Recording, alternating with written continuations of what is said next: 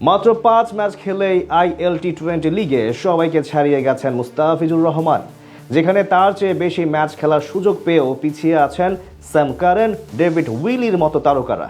টুর্নামেন্টে 1 over hat trick সহ এখন অবধি সবচেয়ে নজর কাড়া পারফরমেন্স করেছেন দ্য ফিচ। ILT20 লিগে সবাইকে ছাড়িয়ে তার এমন রাজত্ব নিয়ে বাকিটা জানবো রিপোর্টে। 9,20,00,000 রুপি বা প্রায় 12,37,00,000 টাকা। আইপিএল তো বটেই, ফ্র্যাঞ্চাইজি টুর্নামেন্টে বাংলাদেশি ক্রিকেটার হিসেবে সবচেয়ে বেশি পারিশ্রমিকের বিনিময়ে 2026 আইপিএল খেলতে যাবেন মুস্তাফিজুর রহমান। নিলাম থেকে এমন চড়া দামে তাকে স্কোয়াডে ভিড়িয়েছে শাহরুখ খানের মালিকানাধীন ফ্র্যাঞ্চাইজি কলকাতা নাইট রাইডার্স।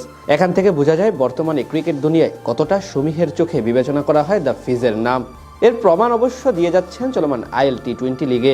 নিজের অভিষেক আসরেই দুর্দান্ত বোলিং করে সবার মন জয় করে নিয়েছেন বাঁহাতি এই পেসার।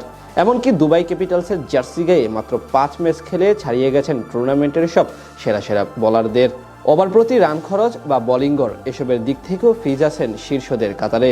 2025 সালে T20 ফরম্যাটে সবচেয়ে বেশি ম্যাচ খেলেছেন মুস্তাফিজ, আর এই বছরই বল হাতে সবচেয়ে বেশি সফল ছিলেন এই পেসার। জাতীয় দল হোক আর ফ্র্যাঞ্চাইজি টুর্নামেন্ট, সব জায়গায় বল হাতে ছিলেন সফল, যার সুবাদে প্রথমবারের মতো খেলতে যান ILT20 লিগে, যেখানে নিজের প্রথম ম্যাচে মাঠে নামেন শক্তিশালী গলফ জায়ান্টের বিপক্ষে। সেখানে 4 ওভারে মাত্র 26 রান দিয়ে নেন জোড়া উইকেট। এরপর আবুধাবি নাইট রাইডার্সের বিপক্ষেও 2 উইকেট শিকার করেন এই পেসার। মাঝে 2 ম্যাচে একটি করে নিলেও সবশেষ বুধবার রাতে MI এমিরেটসের বিপক্ষে নেন 3 উইকেট।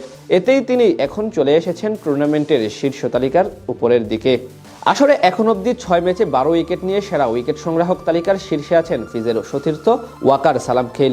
এরপর 2-এ থাকা তানভীর নিয়েছেন 7 ম্যাচে 11 উইকেট। আর তাদের দুজনের চেয়ে 2 ম্যাচ কম, অর্থাৎ 5 ম্যাচ খেলে 9 উইকেট নিয়ে তৃতীয় সেরা বোলার এখন মুস্তাফিজ, যেই তালিকায় পেছনে ফেলেছেন Rashid Khan, David Willey, Sam কারেনদের মতো নামি দামি সব তারকাদের।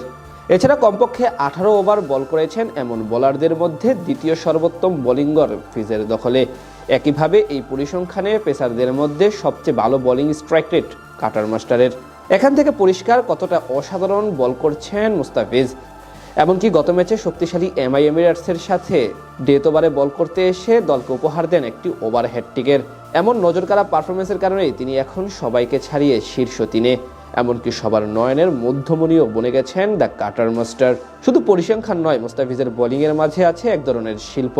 তার কাটার, স্লোয়ার, ইয়র্কার সবকিছু প্রতিপক্ষ ব্যাটারদের ঘুম হারাম করার জন্য যথেষ্ট। তার চেয়ে বড় কথা, যে কোনো কন্ডিশনে বল হাতে প্রতিপক্ষের শিবিরে কাঁপন ধরিয়ে দিতে সক্ষম তিনি। আর ফিজের এমন গড়, ইকোনমি রেট ও উইকেট শিকার করার সামর্থ্য, এসবই বলে দেয় তিনি শুধু বাংলাদেশ না, বিশ্ব ক্রিকেটের এক অন্যতম রত্ন।